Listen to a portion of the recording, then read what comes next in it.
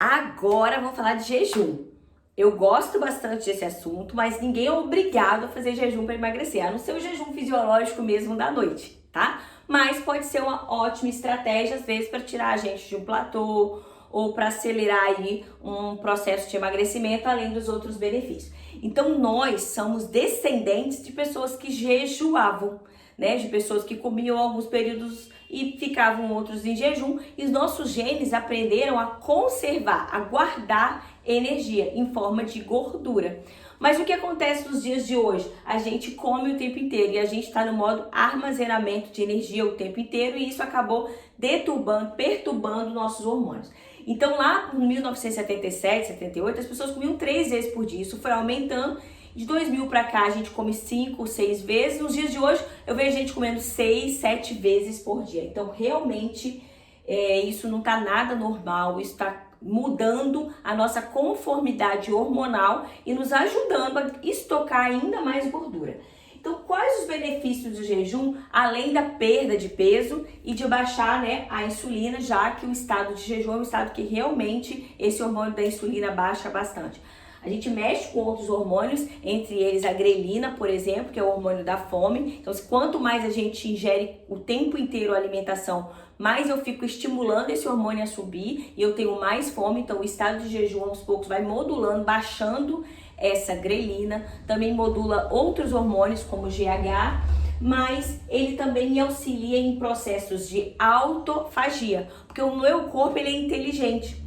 E se eu estou em jejum, ele vai querer destruir organelas velhas, tecidos que estão menos nobres, que estão velhos, que estão antigos do meu corpo. Ele não vai querer destruir órgãos essenciais, tá? Então ajuda na autofagia. O nosso corpo, ele está o tempo inteiro se multiplicando. E essa multiplicação, muitas vezes, acontece erros da multiplicação. E graças a Deus, a gente tem um sistema imunológico que vai lá, identifica o erro e mata a célula defeituosa. Então, a gente é o nosso sistema de controle do nosso sistema imunológico. Mas se a gente come o tempo inteiro, o nosso corpo está o tempo inteiro envolvido em processo de digestão ou em regeneração do nosso intestino, porque o tempo inteiro que a gente está comendo, a gente está lesionando células intestinais. E o corpo está o tempo inteiro em processo de regeneração, porque essas células têm que estar íntegras, né? Para eu não fazer respostas imunológicas, respostas autoimunes super exacerbadas, porque eu estou expondo minhas células a fatores exógenos, estranhos, vindo da alimentação. Com o jejum, eu posso deixar o meu sistema digestório, a minha digestão, o meu tubo digestivo quietinho ali e o meu corpo mais vigilante. Se está aparecendo células defeituosas para destruí-la, então ele melhora o meu sistema imunológico, né? E também fazendo autofagia, que é bom que ele destrua as células que já estão mais velhas, mais defeituosas, mais problemáticas, né? E ele melhora também inflamação, estresse oxidativo, que é o que a gente quer. E já tem vários estudos mostrando também que ele melhora as respostas à quimioterapia, incidência de neoplasias, mas isso mais em animais a gente tem mais dificuldade de provar isso em humanos, mas de todo jeito é usado já como tratamento conjunto para tratar alguns tipos de cânceres, mas conjunto, lógico, a quimioterapia, que ninguém é responsável aqui. Então, que tipo de alimento que mais estimula a nossa insulina? São os carboidratos, depois a proteína e depois as gorduras. E o que mais reduz a nossa insulina? Reduzir carboidratos, né? Jejum, então o jejum é uma ótima estratégia para reduzir a insulina, e também exercícios de alta intensidade. Mas às vezes as pessoas me perguntam, mas doutor, todo mundo fala que tem que comer de 3 em 3 horas. Então já expliquei para vocês que não faz sentido comer de 3 em 3 horas. Na verdade, a gente tem que inverter essa pergunta. Quem pode comer de 3 em 3 horas? Então, o ideal é que a gente faça no máximo 3, 4 refeições por dia, né? Para a gente melhorar todo esse sistema hormonal, mas também dar um descanso para o nosso tubo digestivo, para ele ajudar mais nos processos de autofagia, nos seus processos imunológicos, para destruir esse monte de célula defeituosa. Mas jejum não vai me fazer perder músculo? Essa é uma outra pergunta muito comum. Então, o nosso corpo, pessoal, ele é muito inteligente. Quando a gente está em jejum, ele primeiro, como eu disse, vai querer queimar os tecidos mais velhos. Há realmente um turnover, uma regeneração, um aumento de uso de aminoácidos, e é por isso que algumas pessoas falam que perde músculo, mas na verdade, como o nosso corpo é muito inteligente, são de proteínas velhas, defeituosas, e o nosso corpo aumenta no jejum a liberação de um hormônio chamado hormônio do crescimento, que é um hormônio que poupa a utilização e que na verdade ajuda até a gente a melhorar a nossa massa magra, tá? Então, na verdade, ele vai usar, o nosso corpo usa primeiramente como fonte de energia a glicose.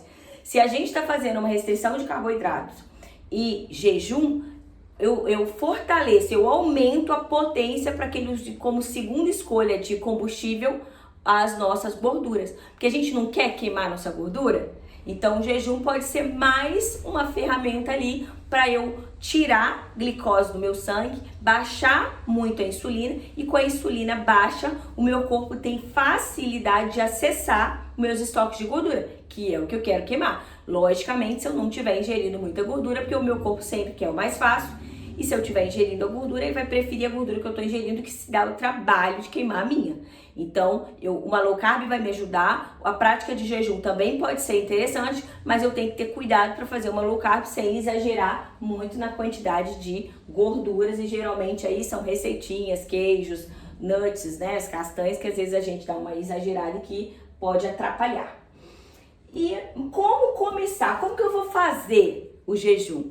Então, como eu disse para vocês, todo mundo tinha que ter um jejum fisiológico. Alguns horários do dia a gente armazena, nos outros a gente gasta. Então, primeiro, comece se observando quantas horas do dia você já fica normalmente sem comer. Ah, você para de comer às 8 da noite e come às 8 da manhã, então 12 horas, beleza. Se você fica menos de 12 horas, tente ficar pelo menos 12 horas sem comer. Tá? Você tem reserva aí para queimar, eu tenho reserva para queimar, então a gente não vai passar mal de ficar 12 horas sem comer. Mas se você já faz 12 horas tranquilamente e quer jejuar, você pode aumentar de 2 em 2 horas. E existem protocolos que 8 por 16, por exemplo, eu como na janela de 8 horas, durante o período de 8 horas eu coloco as minhas alimentações, exemplo, almoço, café da tarde, jantar, e fico 16 horas sem comer. Tá? Existem protocolos 20 por 24. Eu fico 20 horas sem comer e como na janela de 4 horas. Aí normalmente eu vou fazer só 2 refeições. Existe janela de 20 e 24 horas. Aí eu vou comer só uma vez por dia. Geralmente, quanto maior o jejum, menos vezes por semana eu vou fazê-lo. Existem protocolos 5 por 2. Come normal, vamos dizer assim, uma quantidade maior de calorias 5 vezes na semana e come menos, bem menos, geralmente 25 a 30% das calorias, 2 vezes na semana. Então são vários protocolos que a gente pode usar, e é muito importante, às vezes, quando eu tô começando, às vezes eu lanço a mão de artifícios que pode me ajudar, que a gente chama de rodinhas de jejum, que é a água, tem que ingerir bastante água, então jejum. Propriamente dito, teoricamente poderia ser de tudo, mas esse eu não recomendo, tá? Não tô falando de jejuns religiosos, aqui é jejum realmente para emagrecer, para melhorar o metabolismo. Então, ingerir bastante água. Normalmente, jejuns mais prolongados, eu vou precisar repor sal. E geralmente, quem tá fazendo uma dieta low carb cetogênica, além de repor água, repor sal, muitas vezes eu reponho magnésio e raramente, às vezes, eu preciso de potássio também. Então, as rodinhas de jejum para quem tá começando, eu posso usar água com gás, água com limão, chá, café, tudo sem adoçar. E às vezes eu tô querendo me desafiar, fazer um jejum de 24 horas, tá um pouco difícil naquele dia. Às vezes eu posso usar um MCT, eu posso usar que são ácidos graxos de cadeia curta, eu posso usar caldo de ossos. Renata, quebra o jejum no sentido que caloria, quebra sim. Mas de todo jeito eu não saio, eu não estimulo muito a minha insulina. Eu mantenho um jejum mais metabólico. Então é interessante, às vezes, se eu tô começando, ou se tá num dia mais difícil, às vezes eu tô mais estressado. Então, essas ferramentas, às vezes, podem ser bem interessantes e me permitir que eu realmente consiga fazer o jejum, tá bom? Então, fica aí. Quem quiser fazer jejum, eu vou desafiar vocês. E quem tiver apto a fazer, fala comigo aqui pra gente começar e implantar nessas próximas semanas.